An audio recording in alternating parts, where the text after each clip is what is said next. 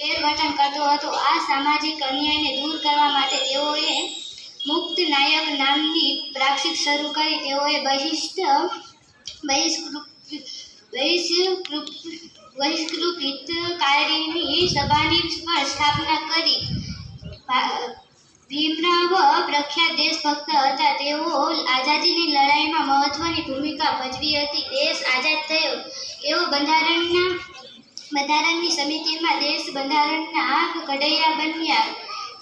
ભીમરાવ સાહેબ સ્ત્રીઓની સ્થિતિને સુધારવા માટે ઘણા પ્રયત્નો કર્યા। તેઓની જિંદગીમાં જ કબીર, બુદ્ધ, જ્યોતિબા ફૂલેનો ઘણો પ્રભાવ હતો। તેઓને પુસ્તક વાંચવાનો ઘણો શોખ હતો। તે એકલા બેસીને પુસ્તકાલયમાં પુસ્તકો વાંચતા। આવા મહાન ભારત માતાના સંપૂર્ણને 1990માં ભારત રત્નથી નવાજવામાં આવ્યા। આવા મહાન દેશભક્તને દલિતોના ઉદ્ધાર, ગરીબોના બેલી અને સ્ત્રીઓના સંપર્કને આવા મહાન હતા આપણા બાબા સાહેબ આંબેડકર।